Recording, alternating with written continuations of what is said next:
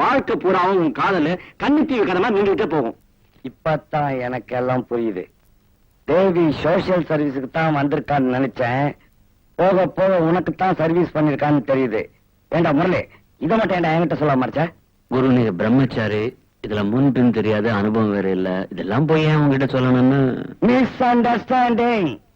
பிரம்மச்சாரி கல்யாணம் பண்ணிக்கிறது தான் தப்பு, இன்னொருத்தருக்கு கல்யாணம் பண்ணி வைக்கிறது தப்பு இல்ல. நானே தேவி கிட்ட போய் அவகிட்ட பேசி முடிச்சு தேதி குறிச்சிட்டு வர்றேன். தேங்க்யூ மாமா. வெல்கம் மச்சி. அக்கா வாங்க சார்.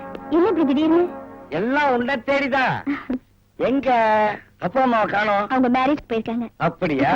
அதுவும் நல்லதுக்கு தான். என்ன சாப்பிடுறீங்க? Coffee, tea, cool drinks? அதெல்லாம் எதுவும் வேணாம். கூடிய சீக்கிரத்துல கல்யாணத்தோ போல சாப்பிட்டுக்கிறேன்.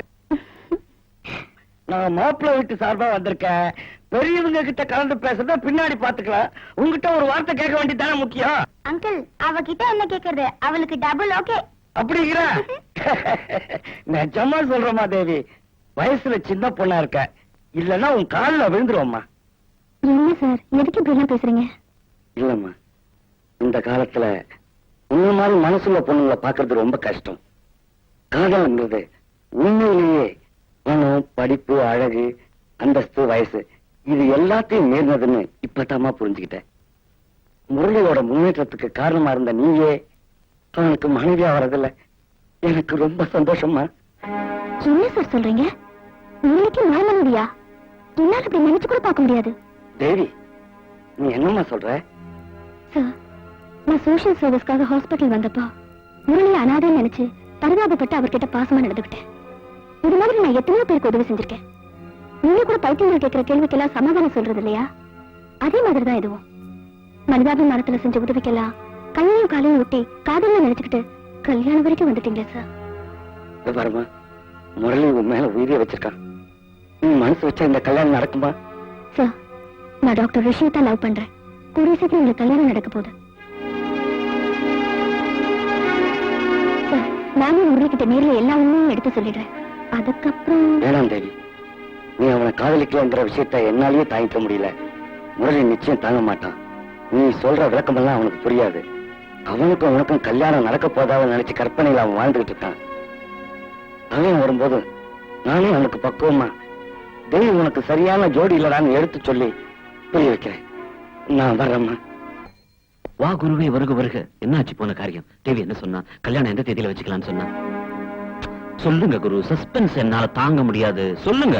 இல்ல முரளி, தேவி படிப்பு முடிஞ்சதுக்கு அப்புறம் கல்யாணத்தை வச்சுக்கலாம்னு சொல்லிட்டா. அப்படியா? சரி, பரவாயில்ல விடுங்க. இத்தனை நாள் பொறுத்தாச்சு, இன்னும் கொஞ்ச நாள் தானே. குரு, உங்களுக்கு ஒரு விஸ்கி பாட்டில் வச்சிருக்கிறேன், அடிச்சுட்டு கல கல கலகலான்னு இருங்க. இன்னையில இருந்து நான் குடிக்கிறது இல்லைன்னு முடிவு பண்ணிட்டேன். தெரியுமே, என் கல்யாணம் ஆகிற வரைக்கும் குடிக்க மாட்டீங்க, எனக்கு தெரியாத என்ன. குருனா குரு தான். இருந்தாலும் இந்த பாட்டில் உங்ககிட்ட வச்சுக்கோங்க. ஓகே, வரேன்.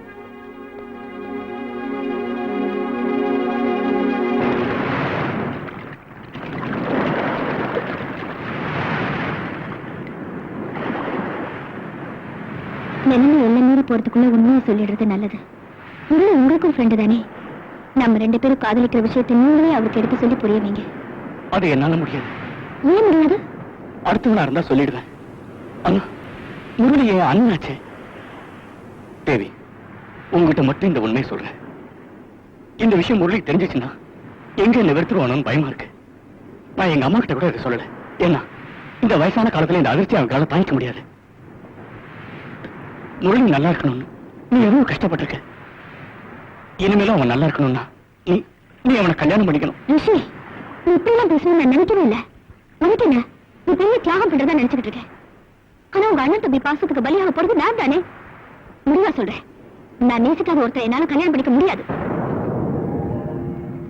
முரளியை கல்யாணம் பண்ணிக்க சொல்லி நான் கட்டாயப்படுத்தல. ஆனா நானும் முடிவா சொல்றேன், நம்ம கல்யாணம் நடக்காது. முரளிக்காக நம்ம வாழ்க்கையை பாழாக்கிக்கிறது எந்த விதத்துல நியாயம்? முரளியோட சந்தோஷத்தை கெடுத்துட்டு தான் எனக்கு ஒரு வாழ்க்கை அமையணும்னா அப்படிப்பட்ட வாழ்க்கை எனக்கு வேண்டாம்.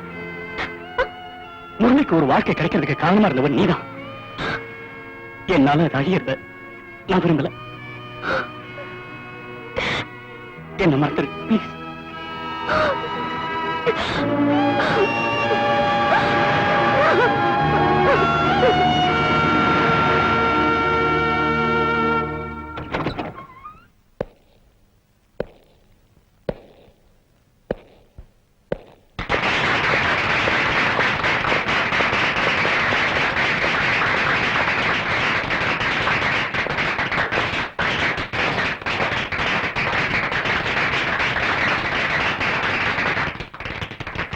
ஃப்ரெண்ட்ஸ், இந்த ஆண்டின் ஆல் இந்தியா ஆடியோ அசோசியேஷன் தலைவராக மதிப்பிற்கும் மரியாதைக்கும் உரிய மிஸ் முரளி அவர்கள் ஏகமனதாக தேர்ந்தெடுக்கப்பட்டிருக்கிறார். Give a big hand.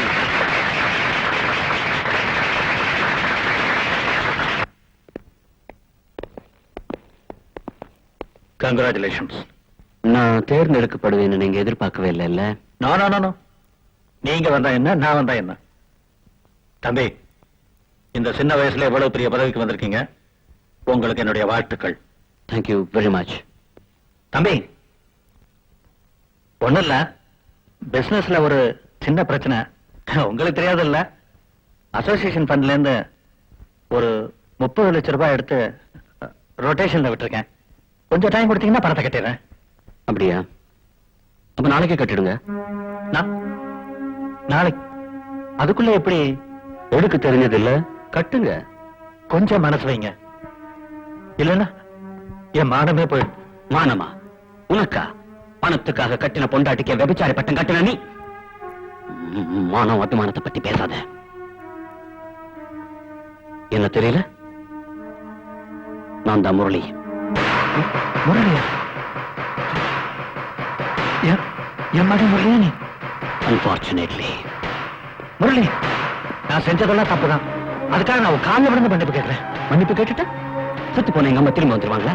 என் பாதி வாழ்க்கை வைத்தியக்கார ஆஸ்பத்திரியிலே கலைஞ்சிச்சு, அது திரும்ப வந்துருமா? நீங்க செஞ்சதெல்லாம் செஞ்சுட்டு ஐ அம் சாரி அப்படின்னு நான் மறந்தேன்னா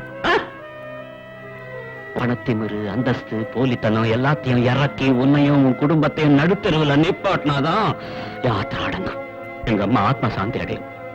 mister Gangadharan, this is only a beginning. இது ஆரம்பம் மட்டும்தான். கூடிய சீக்கிரம் கோர்ட் நோட்டீஸ் வரும், அங்க சந்திக்கலாம். Okay, by.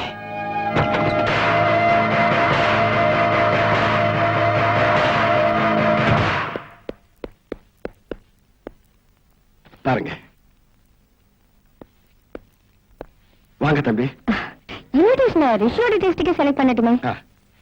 பத்திரிக்கை டிசைன் செலக்ட் பண்ணிட்டீங்கன்னா மத்த வேலையெல்லாம் நான் கவனிச்சுக்க. மத்த வேலைங்கன்னா என்ன உன் கல்யாணம் ஏற்படுதாண்டா? ஏமா யாரை கிட்ட முடிவு பண்ணீங்க? ஏ, நாங்களாம் தான் முடிவு பண்ணோம். ஏன் சம்மதம் இல்லாம நீங்களா எப்படி முடிவு பண்ணலாம்? என்னப்பா, நீயும் தேவியும் பழகிறது எங்களுக்கு தெரியும். அது எல்லாருக்கும் தெரியறதுக்கு முன்னாடி உங்க 2 பேருக்கும் கல்யாணம் பண்ணி வைக்கலாம்னு நினைக்கிறோம். இதுல என்ன தப்பு? இத பாருங்க, உங்க பொண்ணு ஜஸ்ட் ஃப்ரெண்டா நினைச்சு பழகினேன். அதை நீங்க தப்பா புரிஞ்சுக்கிட்டு கல்யாணம் வரைக்கும் வந்துட்டீங்க. அதுக்கு நான் பொறுப்பு இல்லையே. தம்பி, நீங்க தான் மாப்பிள்ளைன்னு எல்லார்கிட்ட சொல்லிட்டேனே. சாரி. உங்க அந்தஸ்துக்கு தகுந்த மாப்பிள்ளையா பார்த்து தேவி கல்யாணம் பண்ணுவீங்க. அந்தஸ்தா? அப்போ உங்களோட சம்பந்தம் பண்ண எங்களுக்கு தகுதி இல்லைன்னு சொல்றீங்களா? தம்பி, உங்களை 100ல ஒத்துறேன்னு நினைச்சிருந்தேன். ஆனா 10ஓட 11 நிரூபிச்சிட்டீங்க. ரிஷி, என்னடா ஆச்சு உனக்கு? ஏன் இப்படி பேசுற? இங்க பாரு, ஒரு பொண்ணுக்கு கல்யாண ஆசையை காமிச்சிட்டு அதுக்கப்புறம் அவளை ஏமாத்துறது தப்புப்பா. அப்ப நீ தேவி பழகினதுக்குலாம் என்ன அர்த்தம்? அம்மா, பழகின பொண்ணுங்களை எல்லாம் கல்யாணம் பண்ணிக்க முடியுமா? நான் அவளை பீச் வரைக்கும் தானே கூட்டிட்டு போனேன், பெட் வரைக்கும் இல்லையே. என்னடா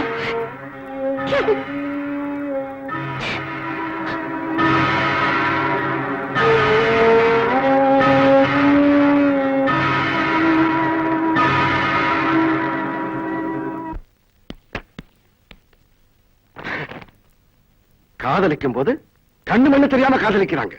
கல்யாணங்கள் பேச்சு வந்துருச்சுன்னா அந்தஸ்தை பார்க்க ஆரம்பிச்சிருவாங்க. ஏங்க என்னாச்சு? எல்லாம் உன் பொண்ணாலதான். என் மான மரியாதை எல்லாம் போச்சு. உங்க பொண்ணை கட்டிக்க முடியாதுன்னு சொல்லிட்டான். உங்க அந்தஸ்தை பார்த்து அதுக்கு தகுந்த மாப்பிள்ளைய பார்த்து உங்க பொண்ணு கட்டிடுங்கன்னு சொல்லிட்டா. போதுமா?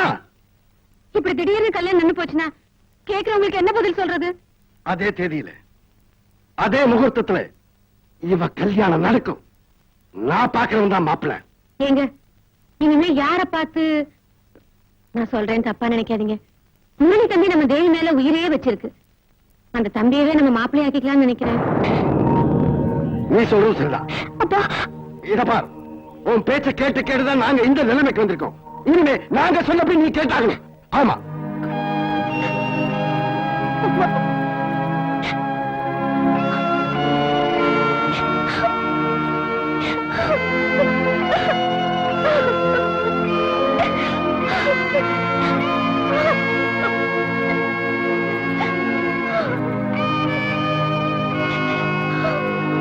அக்கா, நீங்க அழுற? நீ உங்ககிட்ட பேசி ஒன்னும் நடக்காது. நேரா பப்ளி மாஸ் கிட்ட போய் எல்லாத்தையும் சொல்லிடு. அவர் நல்ல அங்கிள். வாடா, ராஸ்கல். என்ன நடக்குது? என்ன நடக்குது? முரளி, முரளி. ஏன் அவர் அடிக்கிறீங்க? இவன் என்ன எழுதுறான் தெரியுமா பத்திரிகையில? தேகின் திருவிளையாடல் அப்படின்னு சொல்லி டைட்டில் போட்டு நீ என்ன கல்யாணம் பண்ணிக்கிறது என்கிட்ட காசு பறிக்கிறது தான் கிசுகிசு போட்டிருக்கான். இந்த புகழ் இந்த பாட்டு எல்லாமே அவங்க போட்ட பிச்சடா. இந்த உருவத்தை பாடுறான். என்ன யாராவது காதலிப்பாங்களா? என்ன யாராவது காதலிப்பாங்களா? அவ அழகுக்கும் படிப்புக்கும் பொருத்தமானவங்க, எனக்கு மேல பொருத்தமானவங்க 1000 பேர் வந்து மாப்பிள்ளைகளா கீழே நிப்பாங்கடா. இருந்தாலும் she loves me. என்ன காதலிக்கிற எதுக்கு தெரியுமா? என் மனசுக்காகடா, என் மனசு. தேவி அவன் எதை தெரியாதனமா கண்ணா பின்னான்னு எழுதிருக்கான். அதுக்கு போய் நீ கண் கலங்கிட்டு come on please. இவன் மேல நான் வச்சிருக்கிறது காதல் இல்லடா, பக்திடா. இவன் என் தேவதைடா. தேவைப்பட்டா என் வீட்டுல இவளுக்கு கோயில் கட்டி நான் செலவு வைப்பேன்டா. இத கூட எழுதுவோம் பத்திரிக்கையில, புரியுதா? ஆனா அவன் என் மேல வச்சிருக்கிற காதலை கொச்சப்படுத்தி ஏதாவது எழுதுன அவன் கொலகாரன் ஆயிடுவேன். ராஸ்கல், புரியுதா? வெளியேறுடா. ராஸ்கல். என்ன குரு சும்மா நின்று இருக்கீங்களே, தேவியை சமாதானப்படுத்துங்க. நான் ரெக்கார்டிங் போயிட்டு வரேன். ஓகே ப்ளீஸ் கொஞ்சம் பாத்துக்கங்க. பாத்தியாமா, நீயே சொல்லிடலான்னு வந்தேன். உன்னால முடியல. என் நிலைமை அதான். உன்னை பத்தி பேச்சு எடுக்க எனக்கு பயமா இருக்குமா. 30 வருஷமா பைத்தியம் இல்லாம உள்ள இருந்தவன் நீ இல்லைன்னு தெரிஞ்சா உண்மையிலேயே பைத்தியம் ஆயிடுவான். கையெழுத்து கூட போட தெரியாம இருந்தவனோட தலையெழுத்த மாத்துனது நீதான். இதுக்கு மேல முடிவு உன் கையில தான் இருக்கு.